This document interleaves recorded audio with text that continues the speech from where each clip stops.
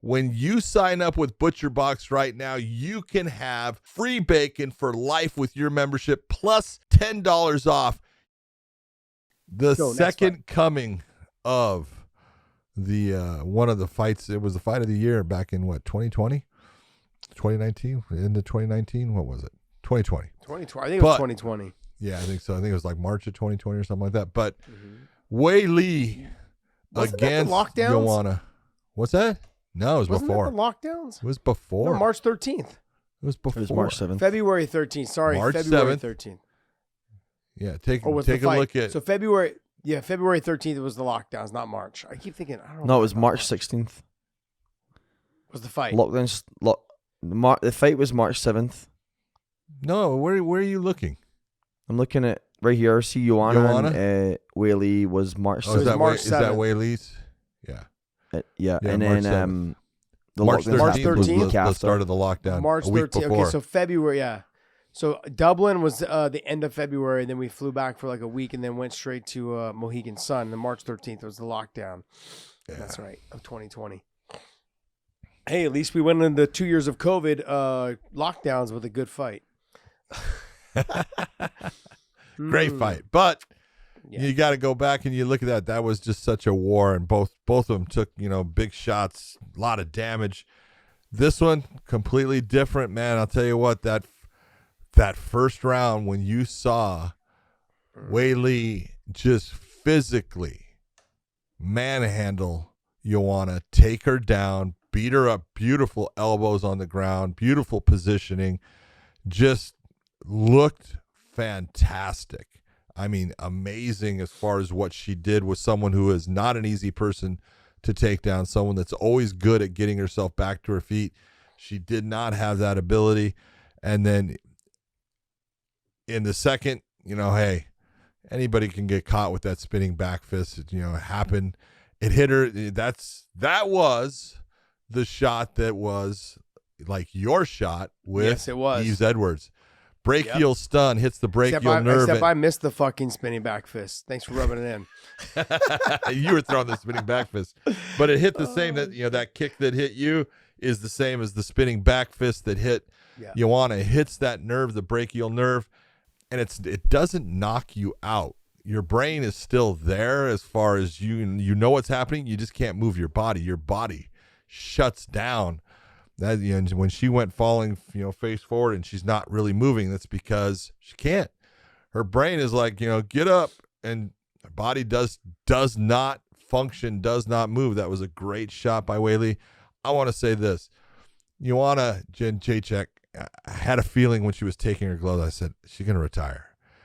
And it broke my heart because, man, she has been phenomenal in the strawweight division.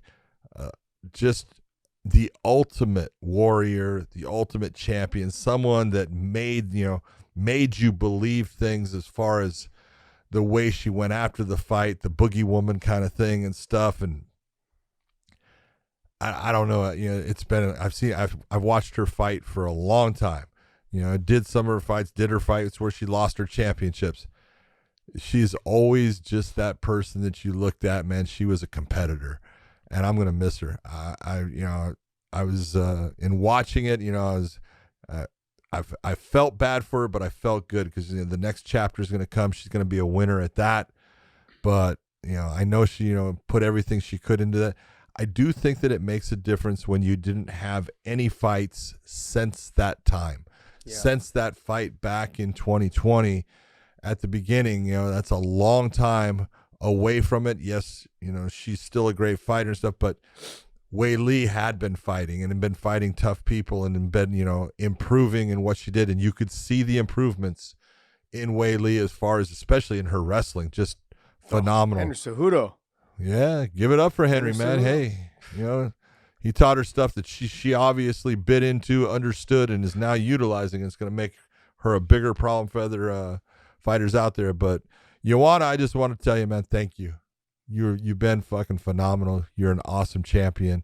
I'm glad to see you go, but I'm so sorry to see you go.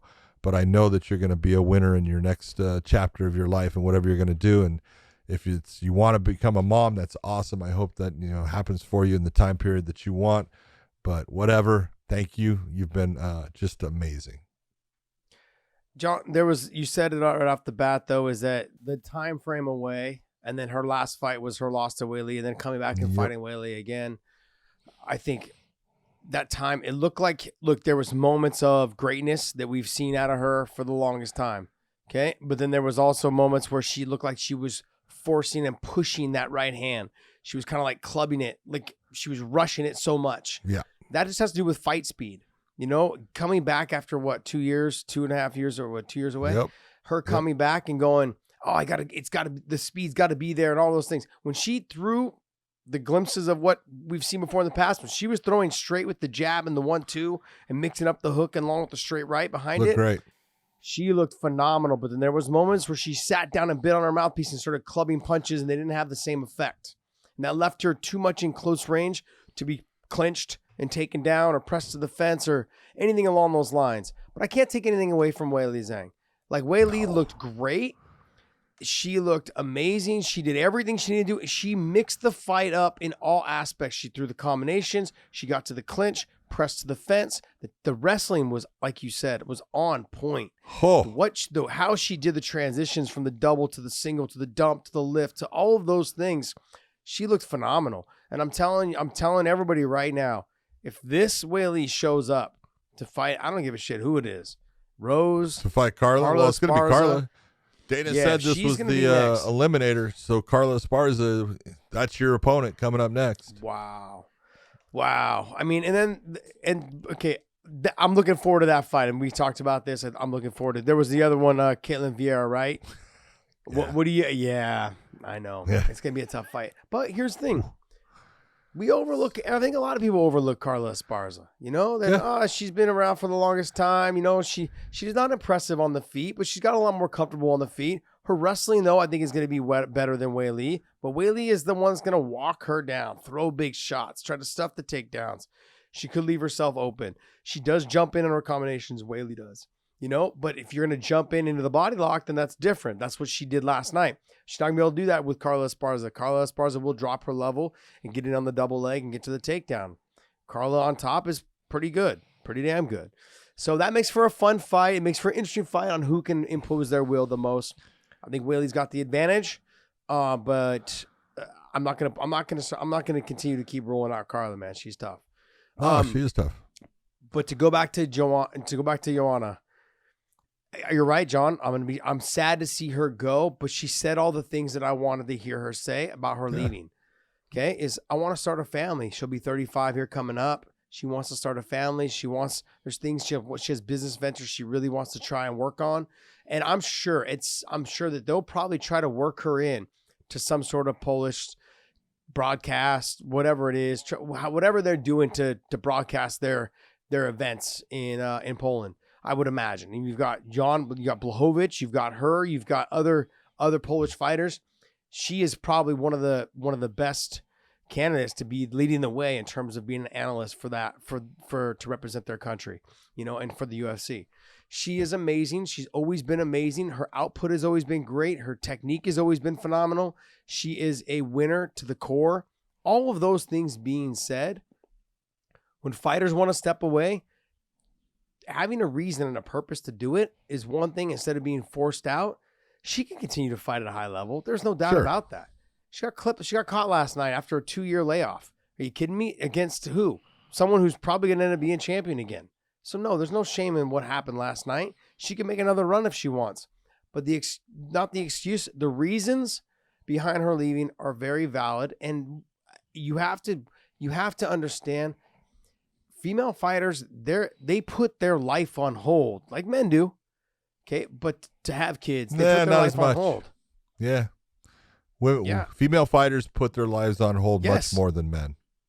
Absolutely. You know, and then after, if they do have kids, to make that return is very impressive. You've seen fighters do it, and sometimes it works out, and sometimes it doesn't. But a lot of them, they want to continue to have that success. Okay, like Joanna, they want to make sure that it is probably towards the end, not in the beginning, because it could derail their goals and their drive to become champion or to continue to be champion. And so I think she's stepping away for all the right reasons. She knows that. And I'm happy for her. I'm happy to see that she's doing it on her terms. That's what's great about it. That is. That's what's nice. Yeah. I am going to be sad to see her go, though. When you sign up with ButcherBox right now, you can have free bacon for life with your membership plus $10 off. 100% agree. Okay.